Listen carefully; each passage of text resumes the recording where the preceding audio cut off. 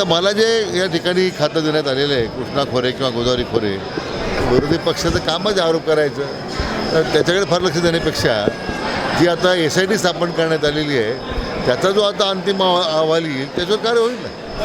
आत्ता पहिल्यांदाच उजनी धरणात बांधल्यानंतर आज कालवा सल्लागार समिती बैठक सोलापूरला होती. ज्या पद्धतीनं महाराष्ट्राचं मंत्रिमंडळ आहे, नाराजी काय संपायला तयार नाही, काय नेमकं कशात बिघडलंय, काय झालंय?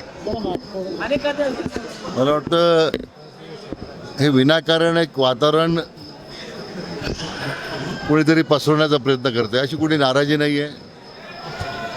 एवढा मोठा जनादेश राज्याच्या जनतेनं आदरणीय विश्वनेता आपले प्रधानमंत्री मोदी साहेबांना दिलेला आहे, महायुतीला दिलेला आहे.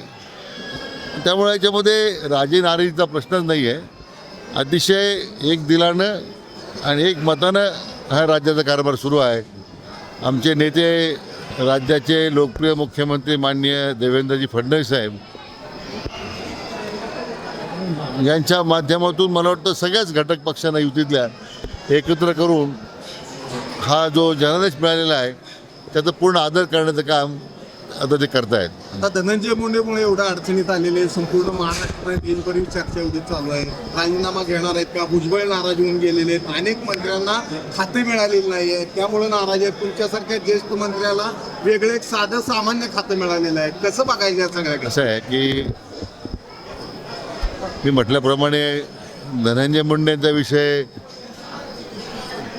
ची जी काही कायदेशीर सध्या कार्यवाही सुरू आहे, सत्य काय आहे त्याच्यामध्ये त्यांच्याबद्दल विनाकारण मग काही रान पेटवण्याचा प्रयत्न होतो का, तर ते आता एवढी SIT स्थापन केलेली आहे, त्याची घोषणा माननीय मुख्यमंत्री महोदयांनी केलेली आहे. तर जे सत्य बाहेर येईल त्याप्रमाणे शेवटी निर्णय तो पक्ष करेल.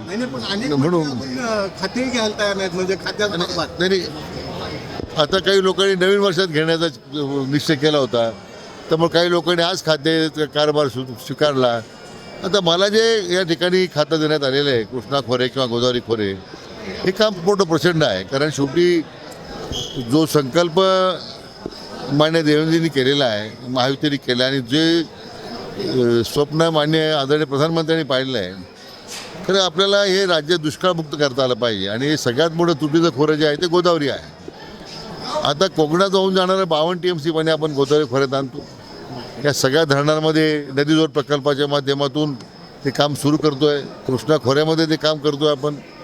आमचे वडील आदरणीय खासदार बाळासाहेब विखे पाटील आणि स्वर्गीय आदरणीय गणपतराव देशमुख या दोघांनी महाराष्ट्र पाणी परिषदेच्या माध्यमातून या सगळ्या खोऱ्याचा अभ्यास करून नदीजोड प्रकल्पाचा एक प्रस्ताव शासनाला सादर केला होता.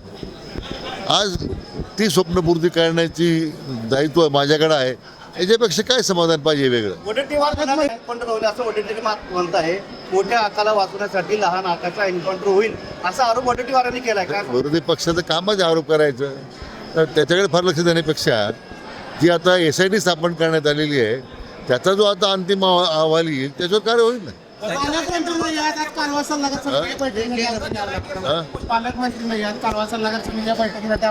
नाही, असं त्याला पालकमंत्री नाही, तुमचा गैरसमज आहे.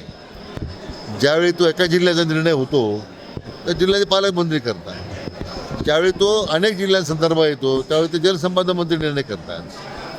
आपल्याला मला सांगितलं पाहिजे की मला वाटतं आत्ता पहिल्यांदाच उजनी धरणात बांधल्यानंतर आज कालवा सल्लागार समिती बैठक सोलापूरला होतो. नाही तर कधी पुण्यात व्हायची, मुंबईत व्हायची.